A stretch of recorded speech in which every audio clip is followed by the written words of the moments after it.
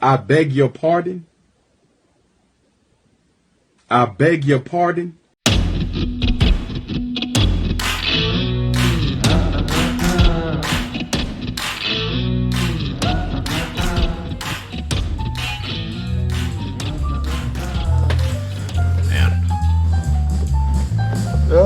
Fixing myself.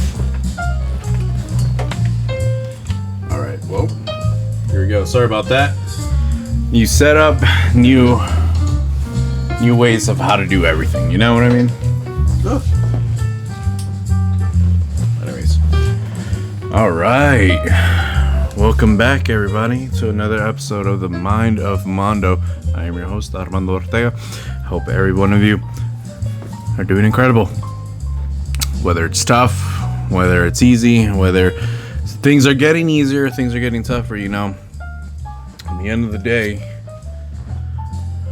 you just gotta keep pushing through it.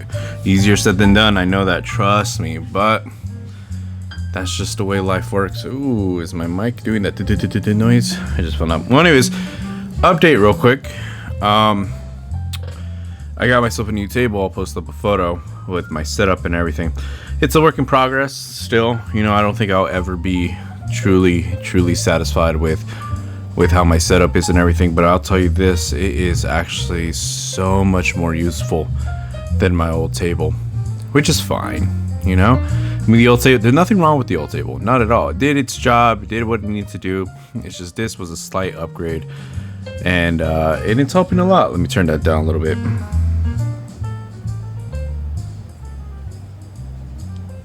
Actually, like that probably. All right. Difference is, I don't know if you can tell in the photos, but you're gonna see that my mic is now located on the right hand side instead of the left, where it was at the old table. Makes it a little bit easier to access, you know, and a lot more space, just a lot more everything. And right now I'm not even having to lean into it. I'm just talking at this angle. And it's working out perfectly fine. Finally have a space to put the printer in, so I can start printing and everything here. And honestly, these shelves have been godsend. It's just I could put my little bowl. Like, I just finished a bowl of cereal right now, and it's in that middle shelf where the Skyrim book is at. And yeah, I'm just glad I got it. You know, it's fun. It's great. I enjoy it. I enjoy it a lot. Anyways. What was I saying? Yeah, welcome back. It's been a while, but here I am again. I don't know how long it's gonna be, this episode or anything. If it's short, you know, it's fine. If it's not, then you know it's cool too. Well, anyways, a couple things have been happening this past week or so since we last spoke. Basically, that whole, as you guys could have guessed, last episode just talking about, you know, work and quiet quitting and not letting people, you know, make you feel bad for doing your job just the way you were meant to do your job and only doing your job. Because it's true. I said it last time and I'll say it right now. Like, standing firm on this. Doing your job and only doing your job and completing your responsibilities that you agreed to do when you were hired to work at wherever you work, it's not a bad thing. It's not a bad thing. If you show up on time, do all your work, get everything that needs to get done, just stick to your responsibilities, and once everything's complete, go home. You did a great job. You're doing great work, and that's all anybody could ever really ask and expect. It's like, if people are like, you're not going above and beyond. Why? What is the extra work gonna do for me? Because let me tell you, things aren't how they used to be anymore. Or things aren't really how TV or movies make them appear. Well, at least not the older movies, like Horrible Bosses.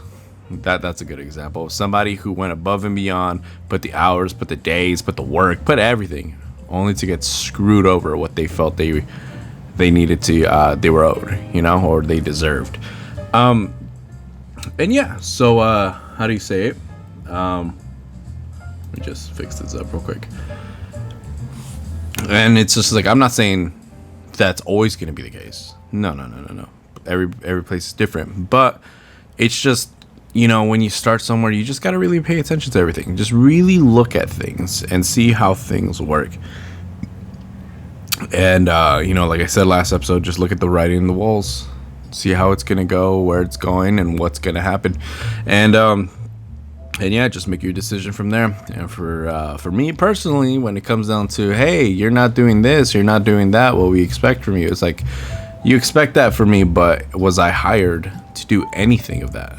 No? Okay. Am I doing the job I was hired to do and getting paid to do? Yeah? All right. Well, that's what you're going to get. I don't mind doing the extra work, but with the extra work, you need to pay some extra money.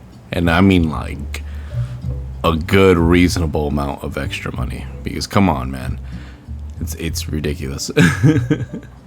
Well, like I said, I'm sure you guys know that I spoke about it for a reason and everything, and kind of tested my patience this past week or so. And to be honest, it's like I didn't even know if I was gonna make it through the work week because of how much anger and stress I was feeling. But I got through it. Ultimately, I got through it, and I just know, I keep it in my mind, with every week that passes is a week closer to my goal of moving back home. Moving back home, taking my lady, my cats, our belongings up there north with me. Be closer to my family. Be closer to a lot of my old friends. Just really enjoy where I grew up in. I lived up there. I lived there until I was 22 years old. I'm 29 now. But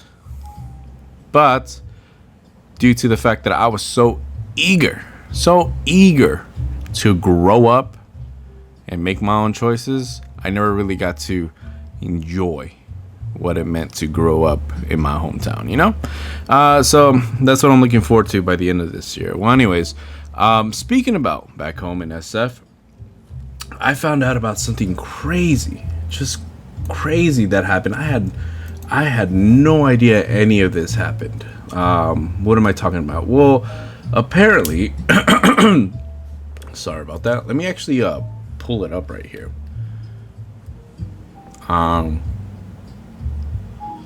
And let me tell you, this is maybe it'll surprise you guys, but it sure as hell surprised me of what happened.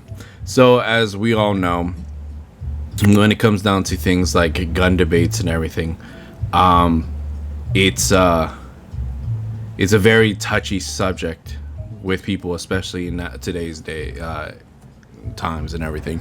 Why?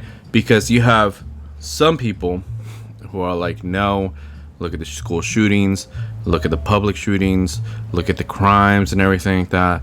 The easiest way, and at least from what we're being shown, the most common way of these deadly crimes that happen are happening because the person committing the crimes have firearms, and that's what people are like, we need more control, we need to flat out just get rid of firearms. That's what a lot, like, half people are advocating for, is like, we need to put more restrictions, more background checks, more this, more that, and everything, and just downright just trying to ban firearms altogether, like the UK. UK and China, they ban firearms for civilians. I mean, I think it's UK. You have to get a super special permit to own one, but it's difficult from what I'm hearing. And China, you just can't have firearms in China. So, oh man. But then you have the other half of people going like, hey, Second Amendment shall not be infringed. That's all you gotta really read there. And it's like, yeah, crimes are taking place with firearms, but you know what else is happening in order to carry out crimes like murder and like attempted murder and everything like that. Knives, baseball bats, rocks. I'm gonna ban rocks now. It's just like even people can just kill with their own hands. Are you gonna ban hands now? Are you gonna put a tracker on hands to have people have to ask permission on how they can use their own hands? It's ridiculous. So it's just like like I said, two sides on everything. Well, I guess you could say the third side. That's just really like I don't really know, but we're just focusing on the both sides right now. Well, anyways, when it comes down to restricting firearms and everything like that, what are you meowing about? Hold on, my cat Peaches, she's crying every time she wants to get somewhere where she knows she's not to. She'll cry about it. But anyways, she stopped. Sweet. Well, anyways, New York as well as California are the two major states that how do you call it, have so many restrictions when it comes down to firearms. I think just recently, by recent I mean like the past year or two or something, California lifted the whole you could only have fixed magazines on your rifles or something law, but now you could only have 10 rounds in a mag. It's like only 10 because no one realizes that you need to shoot more than 10 rounds in order to actually hit anything. No one cares. Like criminals don't care. Oh my god. Jeremy, I know you've been to prison like 5 times and you spent like 2/3 of your lifetime behind the walls because of your heinous crimes. But did you hear that you can't have more than a 10-round mag for your AR? Never mind that you're a felon. You shouldn't have one anyways, but you can't break the law. And he's not going to be like, oh my god, you're right. Oh, they banned it? Oh, damn it. I can't have it no more. Jesus. No, they're not going to care, If you're breaking the law, you're going to keep breaking the law. So anyways, let me reword that. If you're already breaking the law, a little rule isn't gonna really deter you from anything. You're already breaking the law. You're gonna get in trouble if you get caught anyways. So I was like, why not just go all out as much as you can? So how do you say it? Friggin' anyways, New York and California. California did all this crap, and they're still trying to do crap. And like, don't get me wrong, there's a lot of people who are trying to push back like, dude, this is ridiculous. You know what else is ridiculous? And I think I said it in the previous episode. In 2020, when the whole pandemic thing, and people were like, oh, World War III, oh, COVID, oh, this, oh, that, the apocalypse. We gotta take care of our own, this and that. People who were for gun restrictions and everything like that, they were getting mad when they would inevitably give in, Jesus Christ, on buying a firearm for themselves, And what they were getting really frustrated about is the background checks and the wait times to actually get your firearm once you bought it, And you gotta wait 10 days here in California. And there's a lot of gun owners. Why can't I talk? There's a lot of gun owners and gun store owners and everything who would come out and report that when 2020 was happening, and people would come in to buy firearms, first timers and everything, they would get upset when they were told like, all right, well, you paid this and that, sweet, come back in 10 days and you can pick it up. And then the customer would be like, whoa, 10 days? And they're like, yeah, this is the law. And they're like, hey, I want it now, though. And they're like, oh, too bad. Law states you got to wait 10 days. And they're like, what if I just pay you extra money? Can I just get it now? And they're like, no, that's a crime. That's a crime. No, 10 days. And then it was usually the people that were for pro gun control that would be the ones getting mad when they realized that gun control laws were working. They were being practiced. And it's like, yeah. But there's still a lot of people here in California who hate that crap, to be honest, because of things happening. Like what?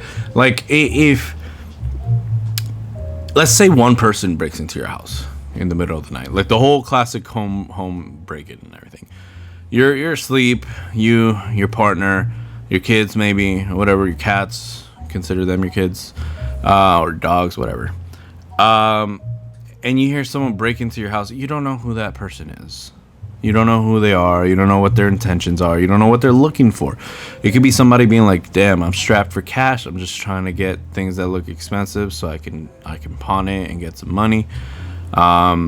It could be people who are like, hey, I'm just completely psychotic and sadistic, and I'm just breaking into this house because I want to look at anything and anyone alive and just do absolutely horrendous things to them and leave them for dead if I don't take care of them myself.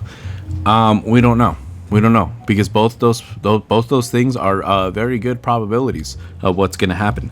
Anyways, say someone breaks in your house. You don't know who it is. You don't know what they want. You don't know what they're looking for, what they're willing to do. All you know is that it's you. One, you. Two, other things or people that you care about. And you know that you are fully capable of taking care of whoever the intruder is yourself. You go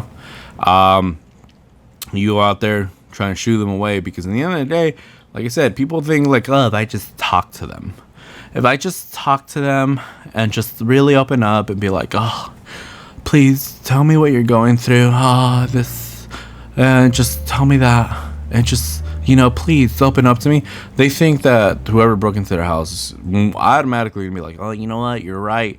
It started when I was young and it continued going when I was growing up. This, and that. I'm not saying that can't happen. I'm just saying it's not going to happen. Maybe I am saying that. I don't know. But it's just like, people think in a perfect world that's what going to be. In a perfect world, nobody's going to be breaking into anybody's house to steal their stuff or do harm to them.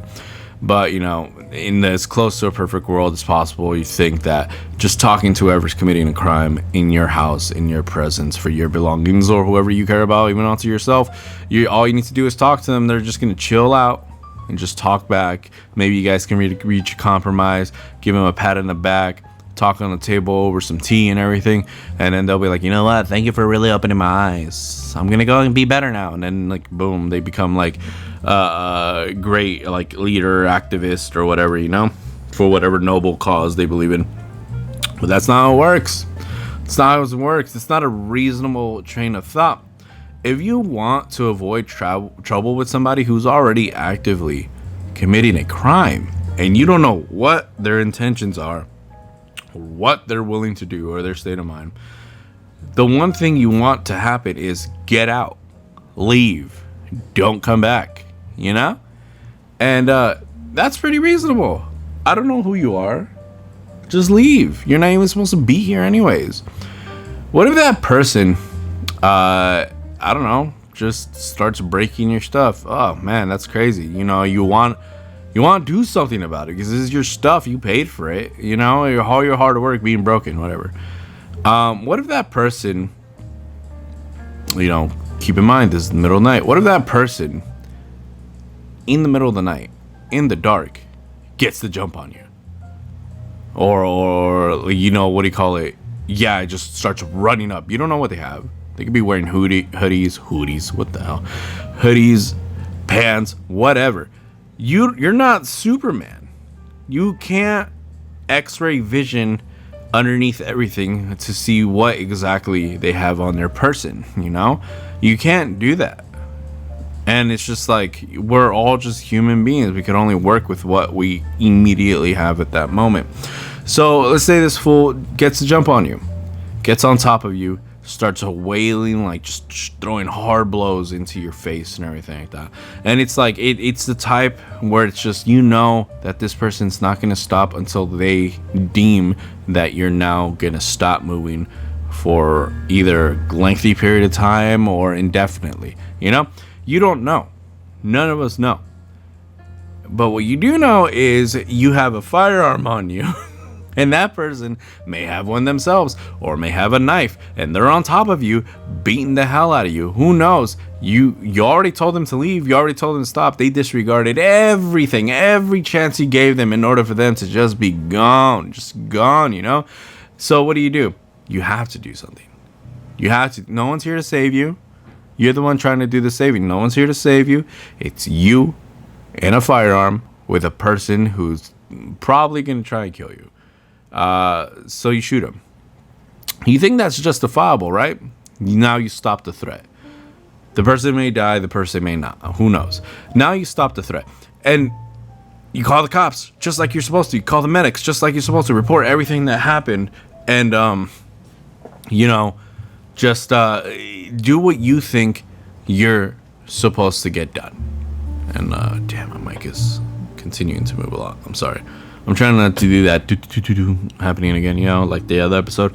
Anyways, you're doing what needs to be done, what you believe needs to be done. Good on you. Only to find out that due to the fact that you live in California or any of one of these blue states and everything like that, that believes that you have the responsibility, the obligation to leave wherever you are at, find any way possible out of that situation. But you did it. You're the one in trouble. You know, you're gonna be charged with murder or attempted murder, whatever. You know, and unfortunately, that's a huge truth. That's a huge truth in California and New York. If you're somebody who is minding your own business, sleeping in your own house that has your name on it, and all you wanted to do was just relax, and all of a sudden somebody who you didn't know broke in, was trying to kill you possibly, and probably do the same thing to your family or whatever if you have some in there with you, and you decided to make the choice, the only choice you had in order to save your life, you still possibly have the risk of getting in serious trouble. You know who doesn't have the risk of getting in serious trouble? The person who did all that stuff to you. If they lived, you know, slap on the wrist, hey, don't do it again. Don't do it again. Let's just drop these charges, or like, you know, downgrade him or whatever. It's something less serious, from a felonies to misdemeanors, right? You a citation, let you go, you know? And then the courts, the people are just going to be against you. Oh, but you had a gun. What? How do you know he had a knife? How do you know he had a gun? You didn't know. And it's like, yeah, but how do we know that he didn't? You know? It's like, if someone's willing to commit, like, crimes and then further commit more heinous crimes despite giving chances to stop, who knows what else they're willing to do. Well, anyways, that's why this story I'm about to bring up just really surprises me, especially in San Francisco. I love my city. I love it like crazy. But when seeing how things were going with my city, you know, the past few years or so, basically the almost 7 years I moved down here, it's like it's very, very, how do you say it, surprising that how this story happens, the evidence, at least from what we have so far, that's been released to the public, how it ended the way it ended.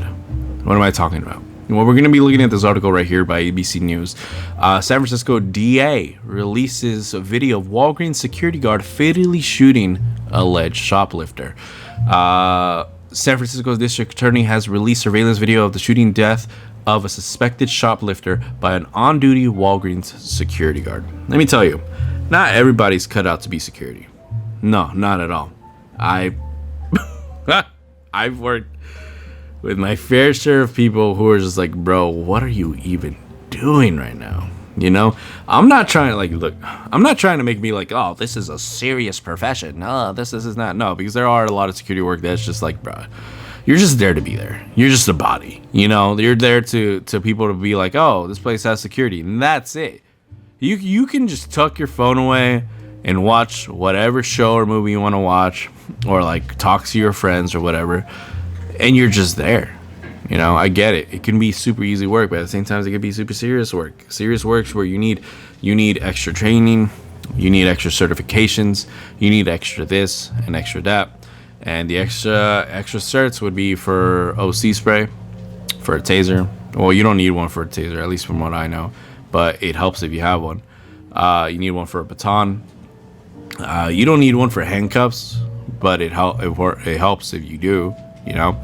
And especially, you need one for a firearm, you know, to have an exposed firearm while you're on the job.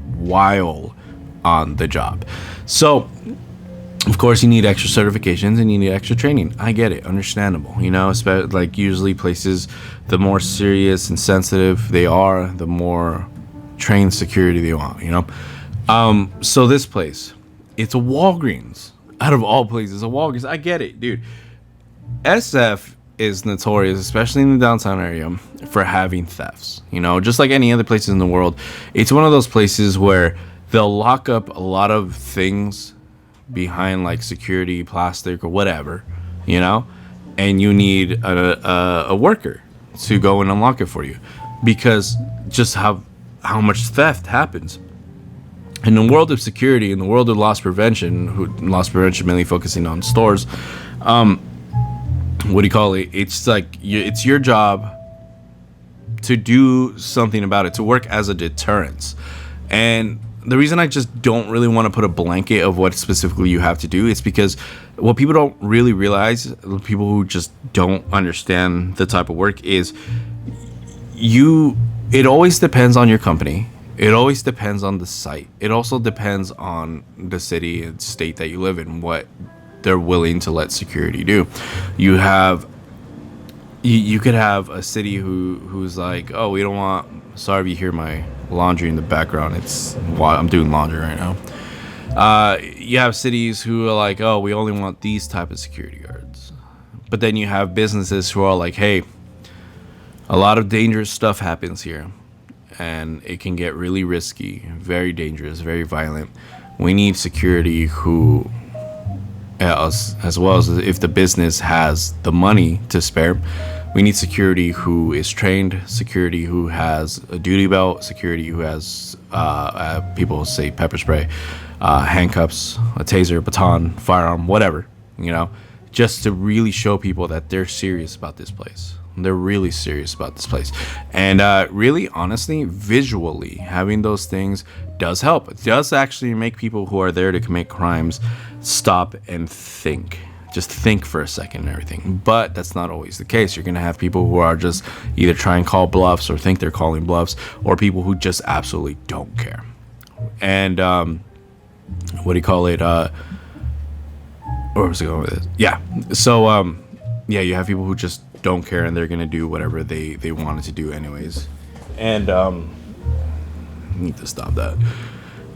Sorry, it's my cats. They my record cases, they always think that's a scratching board, so I have to like kind of give them a little smack. Stop. Okay. But yeah, like I was saying, people just don't understand what security does, or what entails with security, and how many factors come into play when it comes down to the liberties that security can have. One job I worked, we were allowed to go hands-on with people as long as it was justifiable. We were allowed to carry a full duty belt and only use it during specific circumstances if needed. And what else? You have other places who are very hands-off. They don't want you to do anything. You know, they're all like, unless it's 100%, which I understand, unless it's 100% about self-defense, don't ever put your hands on anybody, ever, never, and they will drill that in your hand. There's other places that don't even want you to have a traditional uniform or anything like that, with patches on the side, or like a badge up in your chest, or anywhere. Just no traditional uniform like that. They just want you to wear a suit, you know, and just Just look good and everything. Give the illusion of this place being secured, and that's about it. God damn, that washer's loud. Jesus Christ. You hear that? You guys hear that? So yeah. So like there's different levels. You have one place that was like, yeah, you know what? If it deemed necessary, you don't let this person get away with the merchandise. If you need to snatch it out of their hand, if you need to push them back and grab the stuff back or whatever, do it. And then the other places are like, hey, just observe and report, which is the core of security work. Just look at them, write down in a notepad how they look like, their height, their approximate age, their race, their gender, what clothes they were wearing, this and that. Get as much information as possible. See if they drive a car, if they do, see if the car has license plates, make, model, whatever. And report it to the police. And that's all you can do, which is, viable. I get it. But then there's places that just don't know what they want or don't know what to really expect. And unfortunately, this place was, at least from my perspective, was one of them. So let me just continue with the story real quick. So the article continues. This happened in April 27th, by the way. That was like last month. Yeah. So it says San Francisco District Attorney Monday released surveillance video showing the fatal shooting of a suspected shoplifter by an on-duty Walgreen security guard, along with another footage and documents. Along with other footage and documents that she said support her decisions not to file charges against the guard. I'm gonna show you in a bit why that surprised me. District Attorney Brooke Jenkins released the information amid public outcry over the April 27th death of Benko Brown, a 24-year-old who was not armed outside of downtown Walgreens. Last week, the Board of Supervisors approved a resolution urging her office and the police department to release more evidence. She cited self-defense in her decision not to charge the guard, Michael Earl Wayne Anthony. But the release of the surveillance video did not appear to quell critics in a city dogged by brazen shoplifting, see what I mean, and a wide division over the appropriate response to crime, particularly when the suspect is homeless or impoverished. Let me stop there real quick. This is what I hate when articles do when it comes down to people and their status. You see how in the second paragraph, it said April 27th death of Benko Brown, a 24-year-old who was not armed outside of downtown Walgreens. And then right now in this last one, we read where it says the suspect is homeless and impoverished. People don't realize that you don't need to be low or middle class or solely high class to be a dangerous person. People don't realize that. People think that if you throw things like their age, it's 24, or throw their whole status of life. Suspect is homeless and impoverished. What does that matter? What does that matter? Let me tell you, when I still lived in SF and I was working delivery for Jimmy John's, which they closed and I'm sad about that, but I was still working delivery at Jimmy John's. I would see transients with Beats headphones. Remember Beats were getting popular and everything? Beats headphones with some JBL speakers, those big ass ones. I used to see homeless people with some nice bags, some clean ass clothes, some fresh shoes and everything like that. And it's just like, but you're homeless. How does that work? How do they have things that not even a person who had been working for my money, could even have? They're homeless. So they have a means to get stuff. You have homeless people who are absolutely cut. I'm talking about like they work out every single day, every second that they could. If you look at that person, you're going to think, oh, but they're homeless. They're not dangerous. No. You remember that movie Hobo with a Shotgun? I know it's fake, but it's just like when it says art imitates life, it's like you think anybody were just out of a random be like, hey, I know this never happens, but what if somebody who didn't have a place to live started murdering people? You know, it's like it's something that's been happening throughout all of history. People who don't have the fortune of having their own place, their own money, their own family, whatever, still becoming very violent, because that term survival of the fittest. You know, if I were to drop you in the middle of the rainforest with no money, no form of communications, nothing, are you just gonna crawl in a hole and just die? No. If you have that desire to survive, you're gonna do what you can. And that means creating weapons. That means learning how to defend yourself, learning how to hunt for food, learning how to tell what water is able to be drank and everything. You're going to do anything you can. And if you're a survivor, you're somebody who killed your fair share of animals, defended yourself in order to keep living from a predator or whatever, and then one day, finally, a group of searchers just finally happen to stumble upon you and be like, oh, we're here to rescue you. Yeah, this and that. You think they're going to look at you and be like, man, you're so harmless. You couldn't hurt a fly. Oh, you had no money? You had no stable place to live? That means you're very weak. That means you can't do anything wrong. And it's just like, bruh, I just killed a crap ton of animals so I can eat and survive, you know? It's like, I'm not deadly. It's like, it's what I had to do.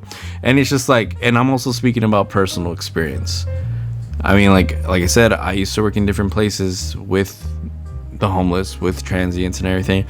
And I have seen more than my fair share. I have been involved with more than my fair share of homeless, of transients who were just nothing but violent, were nothing but aggressive. And when they said, hey, I'm going to knock you out, they sure as hell tried to follow through with that promise. So that's why it always, oh my God, when the suspect is homeless or impoverished, it's like, bruh, relax. Okay. Anyways, continues. The footage, which does not have sound, shows Brown heading for the door with a bag in his hand when he is stopped by Anthony, the security guard, who then punches him repeatedly. The two struggle until Anthony pins Brown to the ground. Meanwhile, shoppers continue to enter the store during the confrontation. And yeah, you know, that's I mean, I guess if you never really get exposed to anything like that, that seems like a surprise, just having people walk in and out, minding their own business. But when you live in areas where it's just like things like this just happen whenever you go outside, it's just another day. Just another day. Just like, you know, months ago when I got finished talking to my family one night, and I was told my lady, hey, let's go to grocery outlet because we need some groceries. And we left, and it was nighttime and everything. We went to grocery outlet, and when I was at getting rang up and everything, a guy tried to shoplift. Employees tried to kick him out.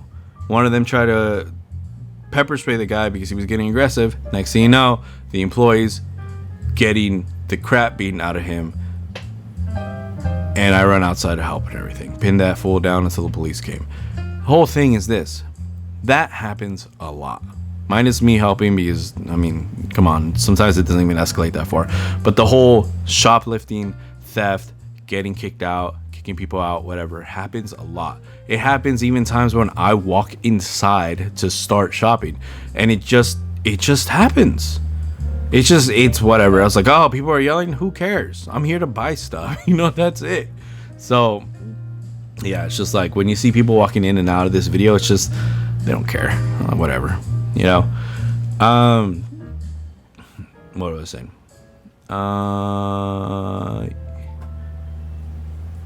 Yeah. When Anthony continues, when Anthony lets Brown go, when Anthony, the security guard, lets Brown, the shoplifter, go, Brown picks up the bag and moves to exit the store. He turns around and appears to step towards Anthony, at which point Anthony lifts his gun and shoots once, sending Brown falling back onto the ground outside. In a police interview, Anthony said he told Brown to put the items back. So, yeah, this was a shoplifting case. But Brown was aggressive and fought to keep the items. He said he told Brown he would let him go if he calmed down, and that Brown kept saying he was going to stab him. A knife was not found on Brown. That's already threats. It's already threats. But it's just you're gonna see where I want to go once we look at the video. Anthony said he let Brown go, but he drew his gun and kept it pointed at the ground just in case Brown attacked. He said he shot when Brown advanced, not realizing Brown would just spit at him. San Francisco Supervisor Shaman Walton, what kind of name is that, said in a statement that the video does not show justification for the shooting. He plans to join Board President Aaron Peskin in calling on the state attorney general for an independent review of the prosecutor's decision.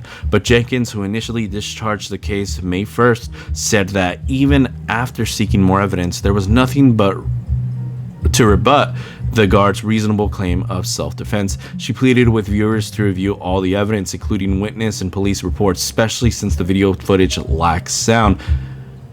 There will be a temptation as human beings to only view the video footage of this incident and nothing else.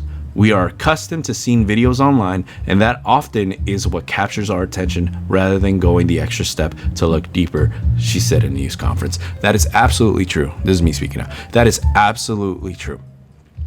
People are just, because I think I spoke about it in one episode where I was just like, people just want now. This is what I'm going to see. This is what I'm going to do. Oh yeah, the cases a couple of months ago when I talked about I said it was the neighbor's two dogs who kept attacking this other neighbor's chickens or whatever. It turns out it wasn't chicken, it was goats. So the dogs kept attacking the neighbor's goats, and the neighbor was telling them, hey, keep your dogs inside, they're attacking my goats. The neighbors disregarded, and one day the owner came out because his goats were being attacked again by the dogs, pulled out his gun and shot them both dead, put them in trash bags and left them in the neighbor's yard. It's pretty badass. But the fact that some people were angry at the neighbor who shot the dogs was because the neighbors were able to come out with their stuff, first in other people's eyes and everything. So people were sympathizing with the owners who lost their dogs from getting shot by the neighbor and everything. But the neighbor came out quickly and was like, no, look at what happened. And he came out showing the bite marks of his goats that suffered from the dogs and everything. And was like, this is an ongoing problem. I kept telling my neighbor to stop doing that. It's like, I think they killed some of his goats actually. But they're all like, and so he wouldn't do it. And then I just ended up having to shoot his dogs because his dogs started attacking my goats again. And people were all like, oh, okay, yeah, I get that and everything. But you see how people are just so quick to jump on the first thing they see, and that's the bad part. When did looking for context become such a sin? When did wanting just more information before you spew out your opinion become such a bad thing? People want you to believe that you're a horrible human being because you want to see the entire picture instead of blindly following what one piece of video shows. You know what I mean? And sorry, what's my mic? I thought this was gonna be more stable. I gotta get a new podcast arm, I swear. One of these is like, I don't know. I really don't know. Maybe because when it became cool to really hate people who are defending themselves or hate against cops or anybody who wears a uniform. Because I swear, there are a lot of people actually who work in security, wear a uniform and everything, 2 patches on the shoulders, shield right there on their chest and everything. And they hate cops too. They're just some crappy ass people. I met a lot of them. But it's just like, when it became cool just to hate anybody who wears a uniform, it's, when the world was like starting to really go to hell. But this is why it's just like, you have to wait for the bigger picture. Hold on, that's my logic. Give me a second. Enjoy the music. Hold on.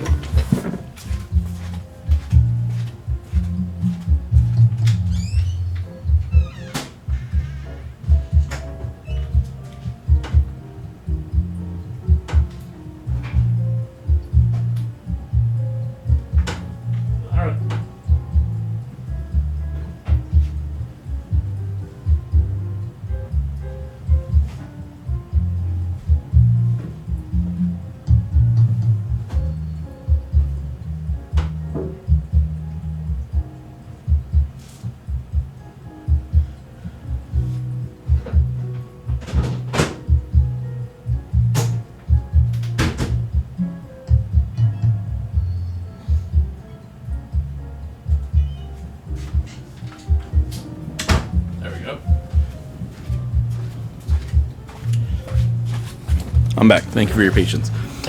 So, you have plenty of cases where people wanted to express their opinions prior to getting the full picture of a story that caused major outrage, and then, people felt dumb. But then you have some people who still stick to their original, opinions. No, what I initially believed, it's still right. It's like, it's not. It's not.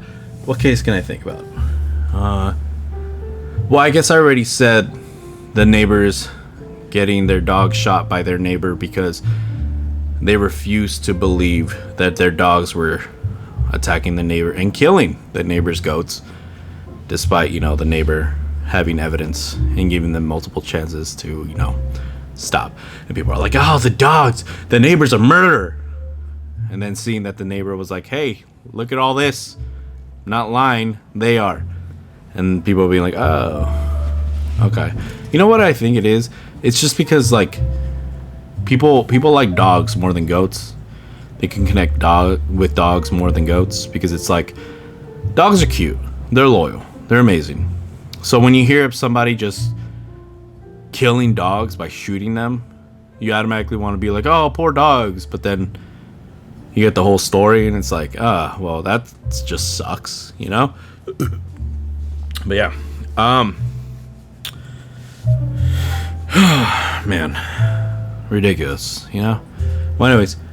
So yeah, I'm glad that this person actually said that. What was their name again? Jenkins, Aaron Peskins.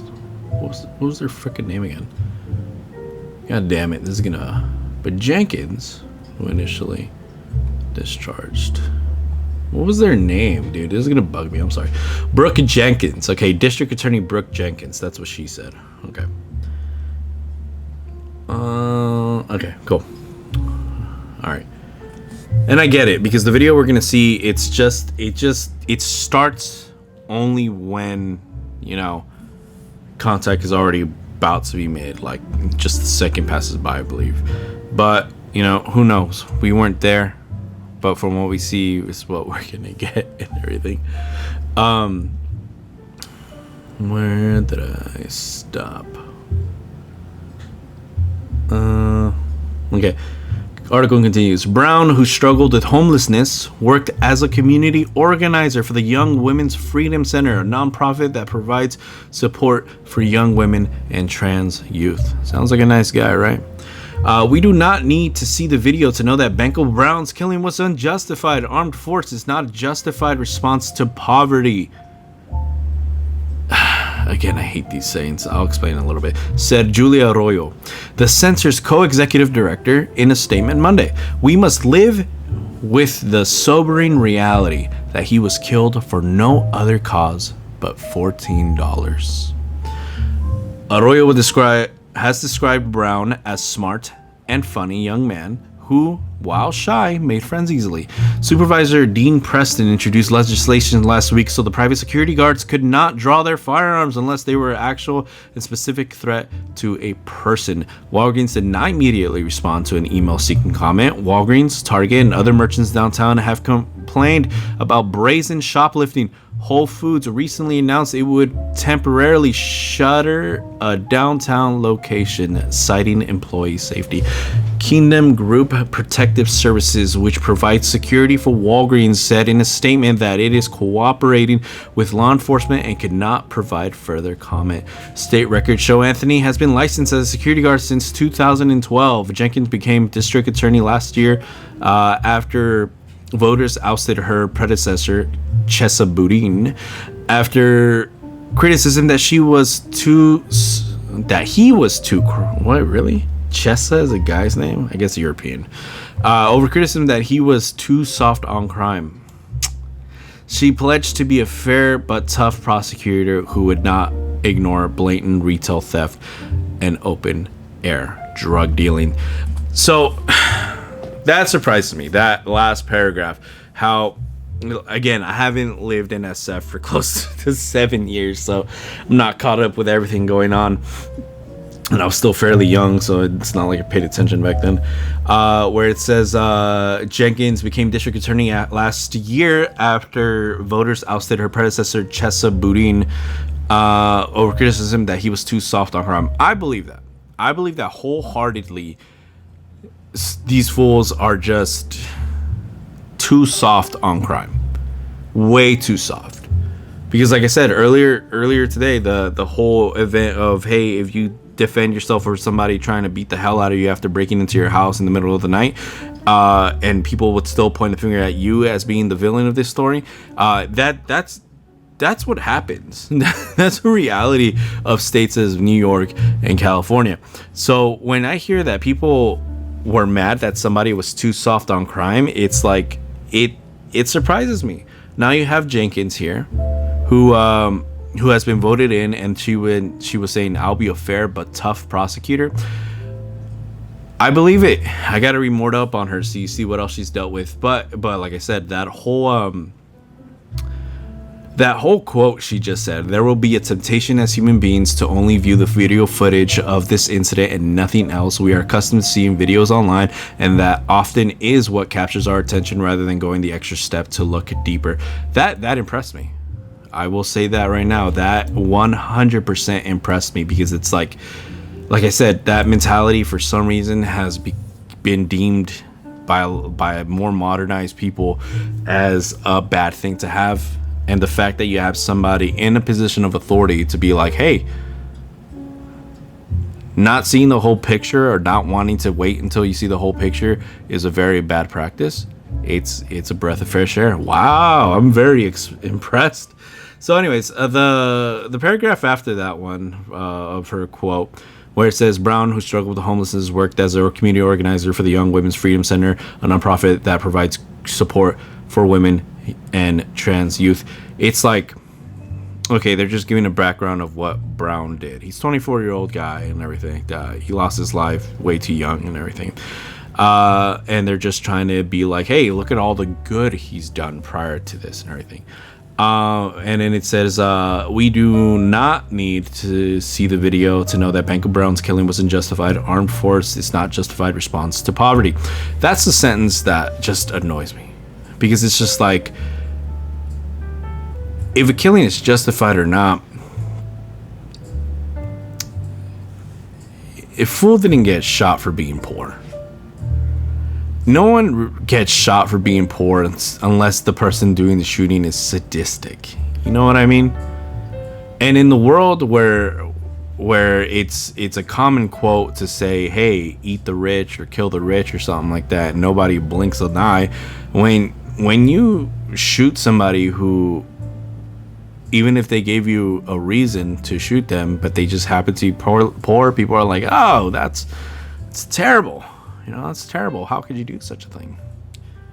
But it's just the fact that people always try and mold it to be like, hey, high class versus low class type of people, and the low class are always the victims and stuff. It's just like, it doesn't matter your status or how much money you have in your pockets or in the bank. If you do crappy things to people in life, you have no right to expect to be treated with soft hands. You know what I mean? And when she continues, said, we must live with the sobering reality that he was killed for no other cause but $14. Okay, so that's tough. But what do you call it? Like I said, just continuously trying to push that whole, oh, poor guy, he was poor, so he couldn't ever do anything wrong. He was poor. You know, it's like, it's not the truth. While you're sitting in your ivory towers, looking down at the common folk, judging from up there, here we are actually living it every day.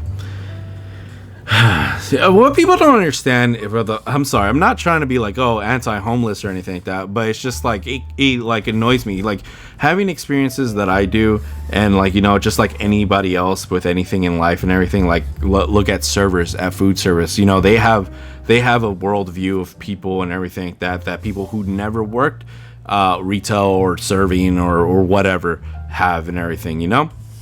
And it's like that common thing, like if you're shopping retail, and you don't find something that you want, and you ask a worker there, and they're like, hey, I can't find this, and they're like, oh, then we don't have it. And then you just tell them, or you just ask them, well, can you look in the back? Ask any retail worker, and they'll probably tell you the same exact thing, all of them. And they're like, when customers ask, can you check in the back, just go to the back and like stay on our phone for a bit, just chill out, relax for a few minutes, and then come back out and be like, sorry, we don't have it. But it's just like the back isn't this magical place where things just appear if you need them. No, it's just, you get a specific amount of a certain item, and that item sells out quicker than expected, then you have to wait till the next shipment. And servers too. It's just like when it comes down to the whole how do you call it, people trying to order off menu, and well, I guess this is more about the cooks and everything. When people try and order off menu, it's like, this looks good, but I don't want that. Can you replace it with this? Can I have that instead of this? Can you just get rid of this other stuff too, and just do it? And you just completely change the plate from what it was. You started off with like, I don't know, penne pasta with some, I don't know, freaking pesto sauce. And then now you have spaghetti and meatballs. It's just like, it's not the same dish anymore, And then like, it's just like, customers may not think that's a big deal, but servers and chefs are like, yo, then why don't you just order something else? You literally changed everything. It's same thing with me. I've worked with a lot of homeless people, a lot of people who are in poverty, a lot of people who life just really beat the hell out of them, and they're struggling. They've been struggling for days, weeks, months, years to try and get life together, and no matter what, they always face unfortunate events happening to them, and it's difficult for them to even have the will to get up and continue doing everything. I have worked with those people, and it's sad, and it always makes me want to help them and everything, because you can see how genuine people are. But then you meet other people who just go like, I got tired of working, so I'm just gonna live off the government. I'm just gonna do whatever I want. And then you try and help them out, thinking that, life's got them down. They're like, screw you, get away from me, I don't care. I'll find this one video, actually. It's pretty funny. I gotta show it to you guys. Dude, popped up in the chair. Why are you flipping me off, bro? Why are you taking my picture, bro? Because there should be housing for you. I don't want housing. Then, so what do you want? Just to sit here, then? Yeah. It's my country, ain't it? Yeah, but this isn't sanitary. We all live here. It's not unsanitary. What gives you more right than me? How is it unsanitary? Look! What do you mean? You should want better for yourself. I like it like this. I like the fresh air. No, I got you, but we all have to. What if somebody's handicapped and they need to get by? They can't. They got 36 inches. Somebody on a mobile bike can't get through here. They got 36 inches. So your freedom's more important than somebody else's. 36 fucking inches. No, see, this is the problem. You think you're more important than somebody else. I wanted to sit here and talk to the homeless guy and hold up traffic. Maybe somebody's got to go to the hospital. You see that? You see how that guy just expects? He just thinks that he is more important than everybody else. This is the sense of entitlement. And it's just like, some people just don't want the help. Some homeless people don't want the help. They don't want the help so bad that they will actively fight you and try and beat you if you try and help them. And that's a harsh reality that we have to acknowledge. It's like, we all wish that nobody wants to be homeless, but what about if they do? Who are you to be like, no, you shouldn't want that for yourself? And they're like, I'm comfy. It's like, but you shouldn't be. And it's like, I don't care I shouldn't be. I don't want to live in a house. I want to live out here. I don't know, it's ridiculous. And so it's just like that whole let's gain sympathy about people being homeless and committing crimes, and they're never at fault or anything because they're homeless. Just like, that's ridiculous. People need to wake up and see the reality of things. Well, anyways, I said we were gonna look at the video, so now we are. Let me just boot this up real quick. Press this button. All right, got that. All right, guys. So draw your attention to this screen. Oh, snap. Keep kicking this mic. get your attention to the screen. So right here, I'm on his badge. Right here, this man is the security guard. This is just a random dude leaving. You're gonna see on this side, Brown, the suspect, walking out with a white bag. This man is right here. You can tell, at least from what I'm seeing right now, you can tell by his posture, you know, supporting his head on his hand, and supporting his arm with his other arm right here, and his stance, pretty white stance, that he has been, you can't see his eyes, but you can tell this guy is determined with whatever's happening on this side. He's been eyeing this guy for a while, just playing what he's gonna do. What is he gonna do? It says he's been a certified security guard since 2012, 11 years already and everything. I only been certified like 3 years after him. So, but it's fair to say a lot of our experiences are probably the same. But you know, no two people are alike, so we're all gonna think something different. Well, anyways, here we go. Let's press play. So you see this guy right here making his way, watching the guy. He's focused. You can see, boom. Here's Brown. Tries to block him, pushes him back. Bam! Swing! Damn! Gets on top of him. Tries to put a knee on him, can't. Brown's trying to struggle to get out. This is the part that kills me. Oh my god. Look at that. There we go. Look at him. Rear naked choke. Right there. You're gonna choke this fool out? Looks like he's smaller than you.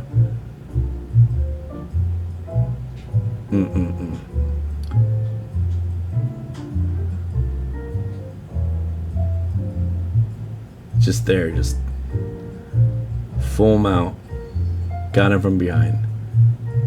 Just choking this guy. Look at this fool right here, just staring at everything. You see what I'm talking about? People walking in and out. This fool, he's looking, but then he walks. Other people are here. Well, anyways, let me just rewind it real quick. 102. So you see Anthony on top of Brown right here. This is the stuff in question. How much of this stuff is stolen? I don't know.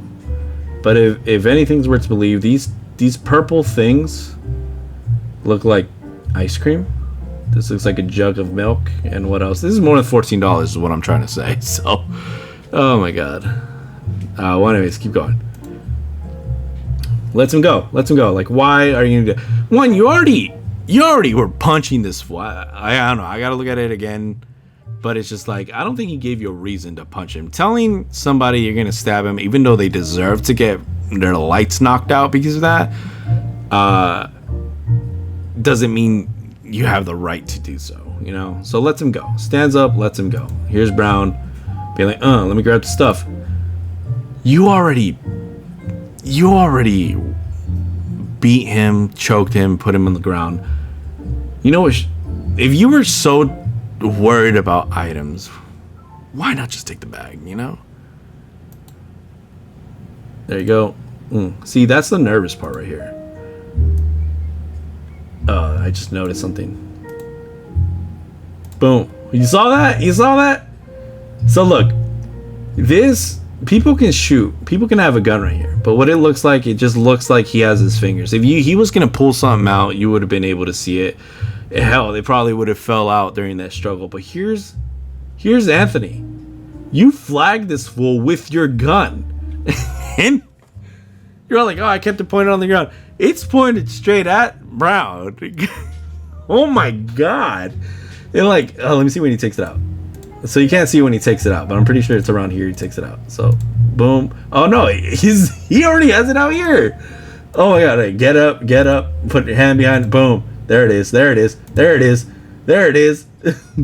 yeah, I'm sorry if I'm being annoying.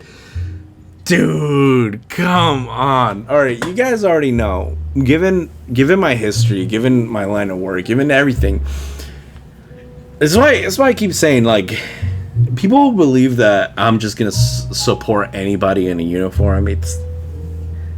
Look, the DA may have, and she's right. People just, you know, people just don't wait until more evidence comes out. But like, this is what I am seeing. Like, already watching this multiple times. It's like, Like, yeah, dude, you know how many people threatened to stab me in my lifetime? People who threatened to shoot me, light me up, have my head cuts off, and found in the cuts of TJ. It's like, it's too much. But not once did I ever flag anybody with a gun because of that, you know? Oh my God, hold on. All right, keep going. All right, so it's already clear as day. He puts his gun right down. He's pointing that direction at first and points at him and then puts his hand down. He doesn't have anything. Everybody can tell. All right, he doesn't have anything. Oh, dude, a little flinch. That's annoying. Yeah, you can try and justify that, but dude, it's clear as day. If he already did it and then backed up, and then, oh my God, this what? It's. I'm sorry. I have like hella thoughts running in my mind right now. God damn! What? Here, let me play this back in slow motion. Hold on. Let me switch it for playback speed. Let's do 0.5. All right, let's go. Let's go over here. All right, has the gun right there already. Brown goes for the bag. Already has the gun down. Pointed down. Pointed down. Brown turns around. Yeah, I guess he could have been like, if he shot him here and like when he was making the movement to point, at least in this general direction, from his position right here, he and Anthony would have shot him right here. Probably, maybe would have been a little like, look, right there. Maybe it would have been like, I had to make a split-second decision. His hand was in his bag, and I didn't know if he was gonna pull out an item. And by the time I would have made that observation, I probably would have already been dead. You know, maybe. But here's the thing. He flags him with his gun already. This should have meant he shot by now, but it didn't. He already flagged him with his gun, and then he puts it back down. Look, Brown puts his hand back down. Boom. You already know he doesn't have a gun. All right. So why are you gonna? So he puts his gun down. Boom. That whole like little tough thing. Hardly even like, yeah, does it towards him, but doesn't even lunge at him. And then backs up. Starts back. Oh my God. And look what this fool does. He's already running away. Oh my God. Oh, and it shoots him, bruh. Dude. This guy had an itchy trigger finger. Oh my God. Look at this fool. He's like, look at this fool just watching it. Oh my God. Look at it, flags him, puts it down, looks like he's gonna holster, lunges, runs away, shoots him. Oh my God. You can see the muzzle flash from that. Right, oh, you see the smoke right here. Oh my God. Sorry if I sound too far away, but holy. This guy's dead. Look at this guy, not phased. This dude has seen some stuff. Look, he's just watching. Just shakes his head. Oh my God. And then here's Anthony to talk some smack. Look at this fool. He's walking towards him. Okay, Brown's still alive. This person's looking. Anthony, I don't know what he's saying. Talking all that mess. Probably. He's just like, look. This is the portion where what's his name? Anthony was saying that was the reason as to why he shot and everything. Where does it say? Let me pull it out. Anthony said he told Brown to put items back, but Brown was aggressive and fought to keep the items. He said he told Brown he would let him go if he calmed down, and that Brown kept saying he was going to stab him. A knife was not found on Brown. Okay, said Anthony said he let Brown go, but he drew his gun and kept it pointed at the ground. Really? He had to point it at the ground? Okay, that muzzle's down, but he's like, he's signaling with his firearm. Just look. That's not pointed at the ground. Oh my God, dude. Come on, bro. Look at it. Ground to Brown. Jesus. Okay. Anthony said he let Brown go, but he drew his gun and kept it pointed at the ground just in case Brown attacked. He said he was shot when Brown advanced, not realizing Brown would just spit at him. Okay. Okay, here I always bring it back to me because I mean this is the best way I can explain things. It sucks getting spit at. I would rather get punched by somebody than have them spit on me. That's me. I feel like being spat at is the ultimate form of disrespect. But it's like, dude, it's just spit in the end of the day. You know? Or maybe I guess you could contract some form of hepatitis, but still, it's spit, dude. Bro, it's the most I ever did with anybody who spat at me was pick him up, slam him, and put him in cuffs. That's it. That's the most I ever did. Not once did I think, hey, let me just shoot him and try and justify. Oh my god. And here's the thing. It says right here, he said he shot when Brown advanced, not realizing Brown would just spit at him. Here's the problem with that. That's from what I'm seeing. Is that when you get spat at, it is very distinct to know when you get spat at when you get spat at. Because the person, you could take it as a person trying to lunge at you, but that's not always the case. You can see Brown right here. Right here, look at him. He puts his shoulders back, as you saw right there. Both his shoulders got pushed back, and he lunged his upper torso and his head forward, you know? So that's why you can, like, take it as trying to make someone flinch or anything, because that's the moves that you would do in order to do so. But it also could just mean you were doing that to give an extra push to your saliva, you know? But when you do that, it is so quick, it is so almost instant that when you get spat at, you almost every single time know that you just got spat at, and you are able to make that distinction between being spat at and being charged at. Especially since after this, let me see this. Especially since after this, look at Brown back up, get flagged by the gun, spit, and then stop, and then start backing up right there. You see him start backing up. His hand is still down.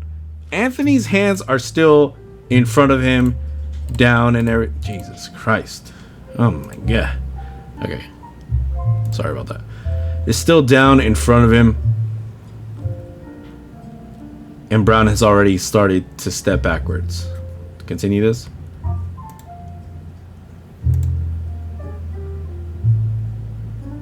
Oh my god, this is terrible.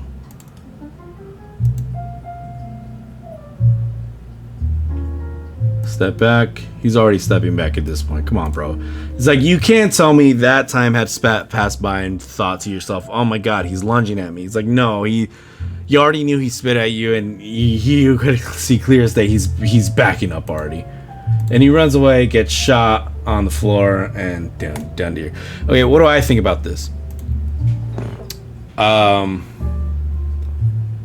understand that. Let me stop recording real quick. Okay. I understand that working in the position of security or law enforcement or anything, it is very risky to not take seriously when somebody you're on the floor with tells you, hey, I'm gonna stab you, it's very risky. I get that, but at the same time, it's kind of like you just gotta look at things for how they are. And even though some dude is telling you, I'm gonna stab you, doesn't always mean they're gonna stab you. And this guy Anthony had ample opportunity to just see that Brown had no gun, no knife. And it's just like, yeah, just okay, he's getting away from the stuff. Like, bro, I don't know how much, what company does he work for? Kingdom Groove Protective Services. All right, let me go to their website real quick. It is in San Francisco, right? Yeah, of course. Okay.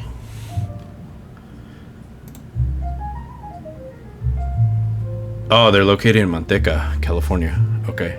Oh, but they do all the way up in. Oh my God. All right. Services. Physical security. Campus security. They always... Places like this always try and make it look like, you know, they're super, like, professional and stuff. And I'm sure they are, but it's like... I've seen enough of them to know that you can look professional outside, but as soon as, like, you know, you start working for them or know somebody who works for them, it's like,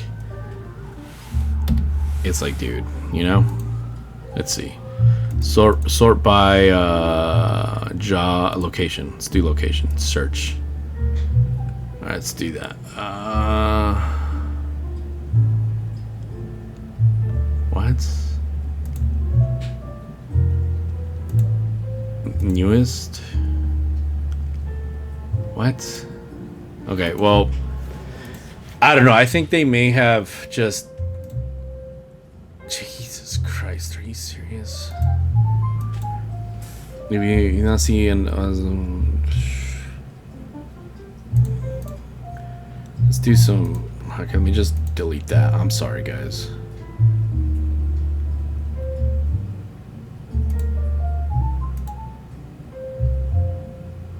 Okay, I don't know how to use their freaking portal.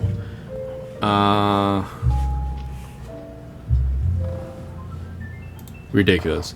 How are you supposed to be like, yo, do you guys have jobs, and then just like not? That's crazy. I can't believe it. See, I don't get that. Well, anyways.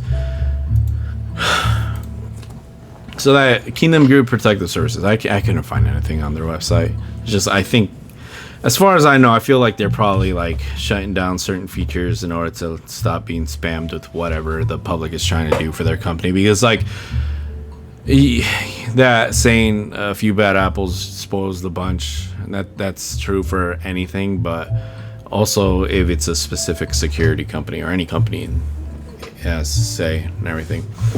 In the world of cancellation, you know.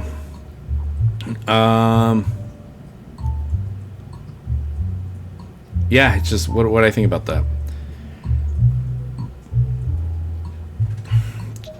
It's come on, dude. Like I have to remember that this guy did security like 3 years before I have. But just because he did 3 years, have 3 more years than I do, doesn't mean that this guy did absolutely everything I did. Because like I said, I faced worse situations than that, and not once pulled out a firearm on somebody. And like sometimes, yeah, you just gotta let things go sometimes. It's like, is it your job to stop shoplifting? Yeah. But it's like, is your company gonna pay for your medical bills if you get seriously injured? Are they going to cover your medical expenses? Are they going to cover your rent? Are they going to pay you like some sort of like, you know, workers' comp or anything? Are they going to help out with your physical therapy bills depending on how bad the injuries were? Are they going to do any of that? I wouldn't think so. Not at all. They're not law enforcement agencies, and even at that, not all law enforcement agencies offer that either. So it's like, you know, from what I've seen, he's like, oh, I kept my gun pointed down. You could justify saying downward, but not down, because you clearly flagged that fool. It's like, oh, I thought he was gonna advance on me. Turns out he was spitting. Dude, ample time passed by where he spit at you and then started backing up. If you...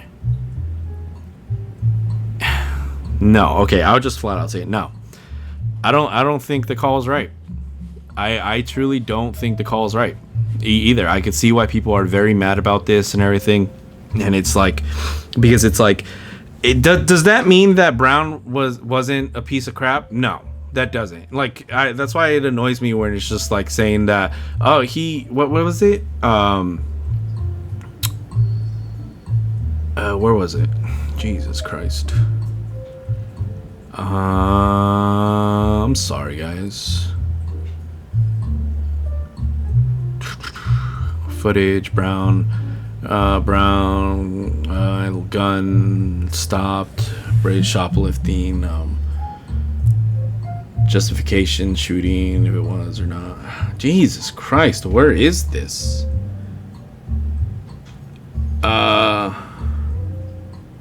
Okay, here. Brown, who struggled with homelessness, worked as a community organizer for the Young Women's Freedom Center, a nonprofit that provides support for young women and trans youth. Yes, he could be nice. He could have been nice, and this possibly could have been just the only bad thing he's ever done, ever, and everything. This is unfortunately the first time he ever tried to steal something was the first and last time. That could have been it. But at the same time, it's kind of like, dude, like, come on, man. Was it though? And does it mean he deserves to die? No, but at the same time, it's just like, what example am I gonna give? Fictional. Walter White from Breaking Bad. Bro was super old-fashioned, old school, safe. You could say boring. Wife, 2 kids, or 1 kid, and then had another one with his wife. Found out he had cancer. Before cancer, he worked 2 jobs as a high school chemistry teacher and as an employee at a car wash. Just boring. And but didn't do anything wrong. Very smart, very kind, very caring, very protective. Even his Hank, his brother-in-law, who is a DEA agent, he would kind of tease Walter for being very boring and soft. But if you compare that Walter White from the beginning of the series to the Walter White towards the end, you go from a boring, old, cancer-suffering chemistry teacher and car wash employee to somebody who has put on hits on people in prison, has killed countless people, has ruined so many people's life with his meth, who has screwed people over, murdered people, and just became, something no one ever expected he would become. But imagine if someone tried to justify everything he did and was like, oh, but he was a chemistry teacher just taking care of his wife and his disabled son for years, and he never raised his hands on her, this and that. People are gonna be like, so that doesn't matter what he was doing. Look at what he's done. It's like, I'm not saying Brown's whole thing is that severe. I'm just saying, dude, it's like, yeah, you could be some of the nicest people in the world, but if you do something screwed up, especially to people who don't know who you are, how are they they're gonna judge you with who you are at the moment, not what you've done in the past, because they don't know you. But it's like I said, I don't agree with it. Who knows? Maybe later on they'll review footage other places in the store where Brown started throwing stuff at people, maybe actually did have something sharp on him or whatever, but that's saying who knows, but from what was released now, just doesn't look good at all. not at all. Oh man, all right, well, I thought it was gonna be a short one. We're like a little over an hour and 20 right now. Other than that, don't really have anything else to say. I don't know what I'm gonna do. I don't know what I'm gonna do work wise or anything like that, or if I'm gonna stay where I'm at right now, or just dip and find something else temporary or whatever. I don't know. All I know is I've been playing a lot of Skyrim. Have like a little over 300 mods in Skyrim now, and it's fun. But yeah. Alright guys, well, thank you for joining me again for another episode of The Mind of Mando. I have been your host, Armando Ortega. I'm sorry for later and later updates, but you know how life is. I'll see you guys next time. Take care of each other. Look both ways before you cross the street. And that's it. Later.